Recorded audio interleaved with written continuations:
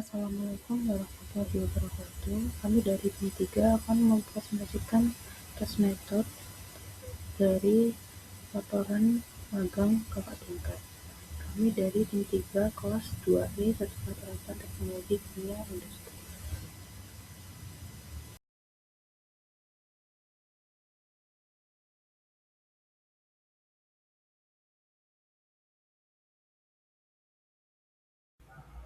Di case method kita kali ini yang kita ambil dari laporan praktik kerja industri dari kakak tingkat yang berjudul menghitung spesifikasi tangki mixing produksi krim Elika 5 gram divisi IPTA di PT Organon Pharma Indonesia Tbk, yaitu yang pertama di Jalan Raya Pandaan, Bangil, Jalan Kali Tengah Baru, nomor KM Kali Tengah, Karangjati, Kecamatan Pandaan, Pasuruan, Jawa Timur, yaitu dengan periode 9 Agustus sampai 9 September 2021. Baik, selanjutnya yaitu ada permasalahan menurut laporan magang. Nah, yang pertama yaitu pada proses produksi dilakukan berulang kali sehingga hasil yang diperoleh sesuai dengan standar yang ditetapkan. Nah, di sini hal ini menunjukkan bahwa spesifikasi atau kinerja alat yang digunakan itu belum memadai untuk kebutuhan operasional yang sebenarnya. Nah, lalu dampak yang ditimbulkan itu yang pertama yaitu proses menjadi tidak efisien dari segi waktu. Yang kedua, penggunaan daya listrik meningkat. Yang ketiga, daya operasional menjadi lebih tinggi. Laporan magang ini memberikan solusi, yaitu berupa pembaruan alat dengan spesifikasi yang lebih memadai, di mana diharapkan alat yang baru dapat meminimalkan proses pengulangan untuk pembuatan produk sehingga dia bisa lebih efisien. Lalu diharapkan juga pembaruan ini juga dapat menghasilkan produk lebih konsisten lagi. Nah, jadi kemudian ada perbandingan laporan magang dan laporan praktikum. Nah, jadi perbedaan utamanya itu, biasanya kalau laporan magang ini udah skala industri, sedangkan kalau laporan praktikum itu masih skala lab. Nah, kemudian perbedaannya terletak pada skala geometri, kondisi aliran, dan konsumsi energi. Namun keduanya tetap berlandaskan teori yang sama. Nah, biasanya kan kalau di industri itu dia bahannya sudah tertera, jadi sudah terukur sesuai aturan. Sedangkan kalau skala lab, biasanya di lab tuh kan kayak mencoba-coba bahan, misalkan kalau kayak mixing ini kita kemarin kan pakai bahannya air sama asam sitrat. Nah, jadi kayak airnya berapa, asam sitratnya berapa. Jadi di lab itu mengukur bahan-bahannya dulu, nanti kalau udah pas, baru dikasihkan ke orang industri untuk diubah skalanya menjadi lebih besar. Nah, kemudian teori kesenambungan kesebangunan digunakan untuk menghubungkan kedua skala, khususnya melalui penyamaan bilangan tak berdimensi seperti real number dan power number. Nah, kemudian pada skala lab, teori digunakan untuk memahami mekanisme dasar mixing. Nah, kayak yang saya tadi bilang, biasanya kalau di skala lab itu kita cuma kayak mencoba-coba bahan yang pas. Nah, kemudian setelah bahannya pas, kita kirim ke industri untuk diubah skalanya. Nah, kemudian pada skala industri, teori yang sama diterapkan untuk scale up dengan penyesuaian desain agar diperoleh hasil pencampuran yang setara tanpa pemborosan energi. Pada perbandingan laporan magang dan praktikum, yaitu dengan demikian, metode mixing pada skala laboratorium berfungsi sebagai dasar eksperimental, sedangkan skala industri merupakan implementasi praktis dari teori mixing dengan mempertimbangkan efisiensi, kapasitas, dan keselamatan proses. Kemudian keterkaitan dengan teori praktik mixing itu biasanya perhitungan konduktivitas itu digunakan buat yang pertama itu menilai homogenitas pencampuran. Contoh konduktivitas listrik larutan itu berubah seiring konsentrasi zat terlarutnya.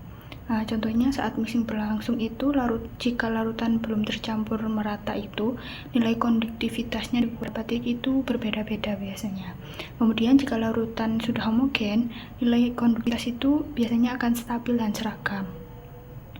Jadi, konduktivitas itu dipakai sebagai indikator tidak langsung keberhasilan mixing. Kemudian yang kedua itu, perhitungan konduktivitas itu membantu untuk menentukan berapa lama waktu yang dibutuhkan sampai larutan ini homogen. Nah, biasanya itu dilihat dari grafik konduktivitas versus waktu. Kemudian saat grafik mulai konstan itu mixing dianggap selesai.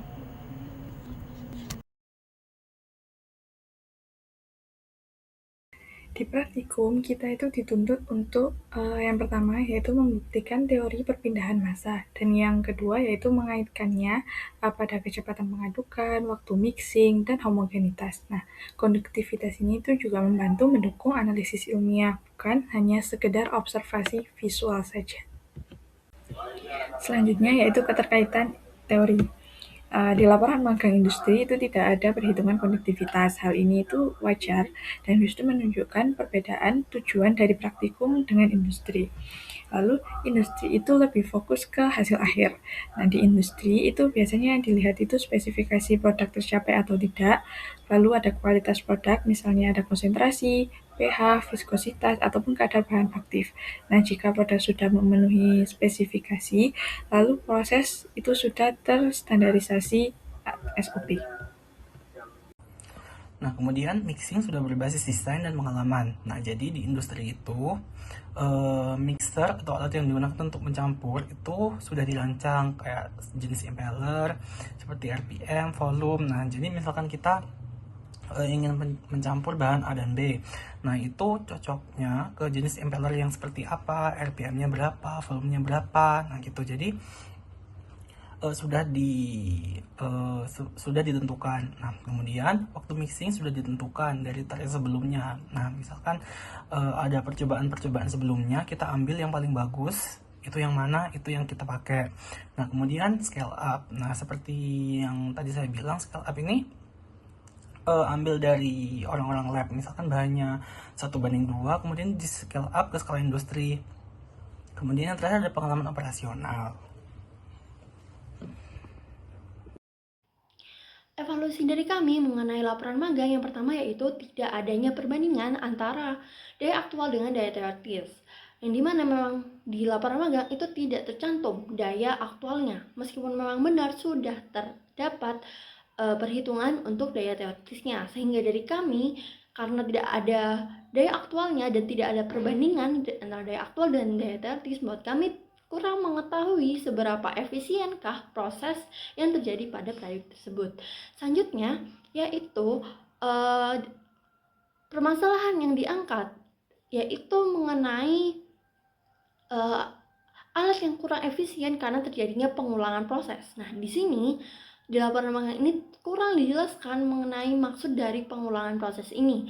Apakah benar pengulangan proses ini adalah proses yang sama yang diulang-ulang atau terdapat tambahan atau bagaimana, itu tidak dijelaskan lebih lanjut, sehingga dari kami sebagai pembaca merasa bahwa informasi yang diberikan itu masih kurang meyakinkan. Jadi mungkin bisa lebih ditambahkan lagi. Nah, baik, yang selanjutnya yaitu ada solusi kami untuk laporan magang dari kakak tingkat ini. Nah, yang pertama yaitu menambahkan perbandingan antara daya aktual dengan daya teoritis. Nah, solusi ini tuh bertujuan untuk yang pertama untuk menunjukkan kinerja dan efisiensi alat secara kuantitatif. Yang kedua yaitu untuk mengetahui seberapa besar selisih antara kondisi ideal atau teoritisnya dengan kondisi nyata di lapangan atau kondisi aktualnya. Nah, yang ketiga yaitu untuk membuktikan bahwa ketidakefisienan proses memang disebabkan oleh alat yang tidak bekerja optimal, bukan hanya kesalahan dari operator. Lalu untuk solusi yang kedua yaitu menjelaskan lebih lanjut mengenai pengulangan produksi. Nah, pada poin ini tuh untuk menguraikan alasan mengapa produksi ini tuh perlu diulang. Yang kedua yaitu untuk menjelaskan kondisi alat saat digunakan, misalnya itu pada kapasitasnya, lalu stabilitasnya, atau keterbatasan alat. Nah, dan juga untuk menjelaskan pengaruh pengulangan produksi terhadap hasil akhir, baik dari segi mutu, waktu proses, maupun biaya operasionalnya. Selanjutnya yaitu perbandingan antara hasil praktikum dengan penerapannya di industri dan juga tantangan yang dihadapi oleh industri. Nah, hasil praktikum kami kemarin itu didapatkan bahwa nilai konektivitas di awal pengadukan itu naik. Lalu setelah itu barulah dia mulai stabil.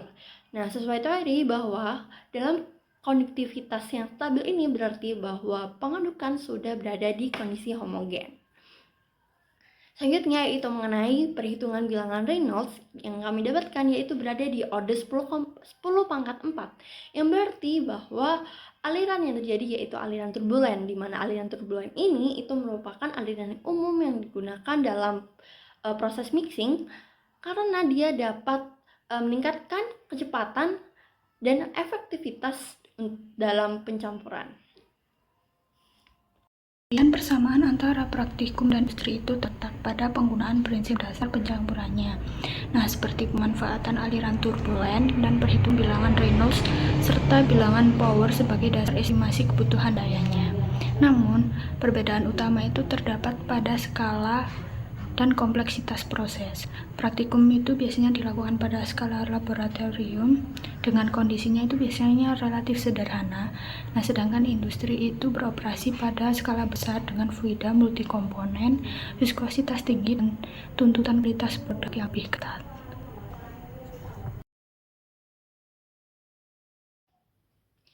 Dalam penerapannya di industri, terdapat beberapa tantangan dan keterbatasan, seperti pertama ada konsumsi energi yang lebih tinggi. Yang kedua adalah variasi bahan baku, dan yang ketiga yaitu proses pembuatan yang lebih lama. Selain itu, bisa juga terdapat perbedaan antara daya aktual dengan daya teoritis akibat efisiensi motor maupun karena energi mekanik yang tentu hal tersebut perlu diperhitungkan kembali. Nah, oleh karena itu, meskipun hasil praktikum kami berhasil dan sesuai dengan teori, namun untuk penerapannya di industri itu masih perlu pengendalian dan perancangan lebih kompleks agar proses berjalan dengan optimal. Nah, kemudian ada evaluasi masalah dan pendekatan akademis. Nah, jadi masalah yang belum teratasi dalam laporan magang ini ada 3. Yang pertama itu, laporan magang tidak membandingkan daya teoritis dengan daya aktual, sehingga tingkat efisiensi alat mixing tidak dapat dievaluasi secara kuantitatif. Nah, jadi di laporan magang yang kita gunakan ini tidak terdapat perbandingan daya teoritis dan daya aktual. Nah, tapi biasanya daya teoritis itu bisa dihitung dari jenis fluida, viskositas, densitas, kecepatan putar, dan tipe impeller. Nah, akibatnya apa kalau kita tidak membandingkan daya teoritis dan daya aktual? Nah, akibatnya kita tidak bisa menghitung efisiensi alat mixingnya. Nah, kemudian kita juga nggak tahu apakah alat mixing tersebut boros energi atau tidak. Nah, tapi biasanya kalau di industri itu sudah ditentukan seperti energi yang digunakan itu berapa, jadi kemungkinan besar untuk kurang energi atau boros energi itu kecil sekali. Nah, kemudian masalah yang kedua, penyebab pengulangan proses produksi tidak dijelaskan secara rinci, baik dari sisi kondisi alat, parameter operasi maupun karakteristik bahan. Nah, jadi di laporan ini penyebab pengulangan prosesnya itu tidak dijelaskan. Jadi kita nggak tahu apa masalahnya itu ada di mana, apakah kayak misalkan apakah di putaran mixernya tidak stabil, atau apakah RPM-nya terlalu rendah atau tinggi, kemudian ataukah viskositas dari bahannya itu terlalu tinggi atau terlalu rendah. Nah, kemudian masalah yang ketiga ada tidak adanya analisis teknis lanjutan membuat kesimpulan bahwa alat kurang memadai, masih bersifat deskriptif. Nah, contohnya kayak misalkan alat mixing kurang memadai karena hasil tidak homogen, seperti itu tidak di laporan ini tidak dijelaskan. Selanjutnya yaitu evaluasi masalah dan pendekatan akademis. Pendekatan akademis yang berdasarkan teori yaitu yang pertama, ada evaluasi efisiensi alat dapat dilakukan dengan perbandingan daya teoritis dan daya aktual menggunakan konsep bilangan Reynolds dan bilangan Power pada proses mixing. Lalu ada yang kedua yaitu Analisis pengulangan proses dapat dikaji melalui teori perpindahan massa dan homogenitas pencampuran, dengan meninjau pengaruh kecepatan pengadukan, waktu mixing, dan sifat fluida. Lalu yang ketiga, yaitu pendekatan ini memungkinkan identifikasi penyebab ketidakefisienan secara ilmiah dan dapat digunakan sebagai dasar perbaikan desain maupun operasi alat mixing. Nah, baik, sarannya yaitu yang pertama, perlu dilakukan evaluasi kinerja alat mixing, khususnya perbandingan daya teoritis dan daya aktual untuk mengetahui tingkat efisiensi prosesnya. Yang kedua yaitu spesifikasi alat mixing sebaiknya disesuaikan dengan kondisi operasi aktual agar pengulangan proses produksi dapat diminimalkan. Yang ketiga, prinsip dasar mixing yang dipelajari pada praktikum yaitu bilangan random dan power dapat digunakan sebagai acuan dalam evaluasi dan perbandingan proses industri. Yang keempat, perbedaan skala laboratorium dan industri perlu diperhatikan dalam proses scale-up agar diperoleh hasil penyempurnaan yang homogen dan efisien. Yang terakhir yaitu monitoring kualitas produk dan penyempurnaan SOP diperlukan untuk menjaga konsistensi hasil produksi. Jadi, kesimpulan dari laporan gas metode kita kali ini adalah berdasarkan analisis laporan magang dan perbandingan dengan praktikum mixing, dapat disimpulkan bahwa ketidakefisienan proses pencampuran itu disebabkan oleh spesifikasi alat mixing yang kurang sesuai, sehingga diperlukan pengulangan proses produksi. Solusi pembaruan alat yang diusulkan itu sudah tepat, namun belum didukung analisis kuantitatif seperti perbandingan daya teoritis dan daya aktual. Nah, prinsip dasar mixing yang dipelajari pada praktikum itu meliputi bilangan Reynolds, bilangan Power, dan konsep homogenitas dapat dijadikan dasar ilmiah dalam evaluasi dan perbandingan proses industri. Perbedaan skala laboratorium dan industri itu penerapan teori lebih kompleks mencapai efisiensi dan konsistensi hasil produksi. Sekian dari kelompok kami, kurang lebihnya mohon maaf. Assalamualaikum warahmatullahi wabarakatuh.